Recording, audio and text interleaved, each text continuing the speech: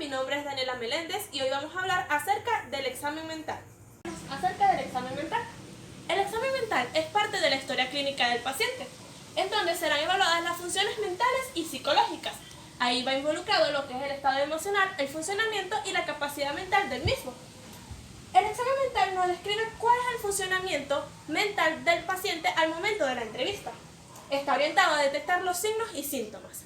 Los ítems para la evaluación de examen mental son el aspecto y actitud desde el momento en que el paciente llega, la conciencia, la orientación, la atención, la memoria, el lenguaje y el pensamiento, la afectividad, la psicomotricidad, la sensopercepción y el juicio de realidad. Lo que evaluamos al momento de realizar el examen mental es el aspecto y la actitud.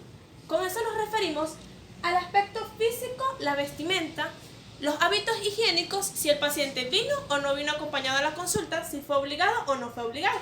La conciencia va desde lo normal, cuando hablamos de conciencia clara o lúcida, la conciencia vigil, lo cual es el estado de alerta, el sueño, lo cual es el estado fisiológico y temporal de la conciencia vigil, la percepción interna, que es la capacidad que tenemos para darnos cuenta de nuestros propios pensamientos, y la externa, lo cual es en respuesta a los estímulos a través de los sentidos. Cuando hablamos de neuropatológico, lo que responde a conciencia, tenemos en primer lugar la hipervigilia, lo cual es la exageración del estado de alerta, la confusión, lo cual es la disminución del estado de alerta, la somnolencia, la disminución de la atención, la obnubilación, la lentitud para responder a estímulos, la pérdida total de la conciencia y el sonambulismo, el estado crepuscular del sueño. Hablamos de la atención dentro del examen mental y nos referimos a una atención normal, la llamamos euprosexia. Esta puede ser espontánea y voluntaria. Desde lo patológico tenemos en primer lugar la aprosexia, que es la falta absoluta de la atención, la hipoprosexia, que es la disminución de la atención, la distraibilidad, que es la inestabilidad de la atención, y la hiperprosexia, que es la fijación de la atención ante un objeto o un estímulo determinado.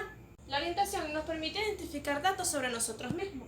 Cuando vamos a definir dentro del examen mental la orientación, llamamos que es una orientación autopsíquica y alopsíquica.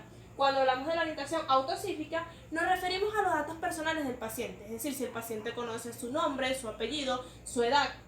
Y cuando hablamos de lo psíquicamente, es cuando evaluamos la parte del entorno, tiempo y espacio, es decir, si el paciente sabe en dónde se encuentra, en qué lugar estamos, en qué ciudad, entre otras cosas. Y desde lo patológico hablamos de la desorientación tanto autopsíquicamente como alopsíquicamente. Hablamos de la desorientación total o si está parcialmente orientado. Cuando vamos a especificar la memoria, hablamos de la memoria anterógrada y retrógrada.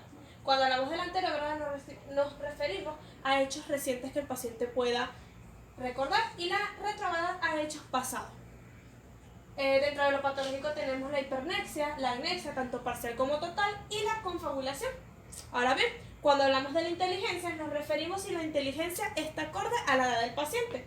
Desde lo patológico podemos tener lo que es el retardo mental y las demencias. Cuando hablamos de lenguaje nos referimos a la forma de comunicación que tienen las personas para expresar los pensamientos o las emociones e incluso los sentimientos.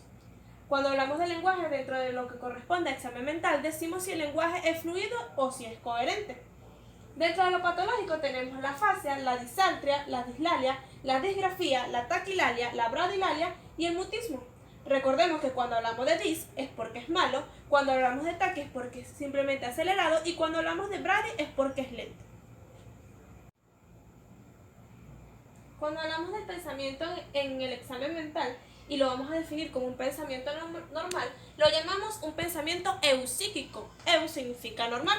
Y dentro de lo patológico tenemos que tener en cuenta si existen delirios, si existen incoherencias. También tenemos el pensamiento autista, la taquipsiquia, la bradipsiquia o incluso un bloqueo total del pensamiento.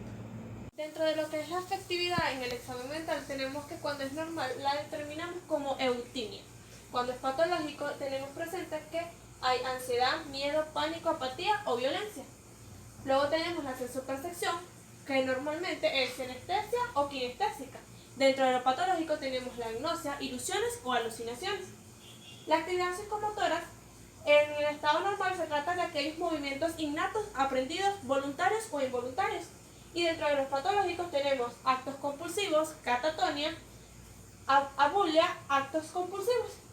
Y por último tenemos el juicio de la realidad. Dentro de lo normal es captar una situación, analizarla, evaluar alternativas y tomar una decisión para resolverla. psicótico, Chavos. inadecuados, delirantes, depresivos o maníacos.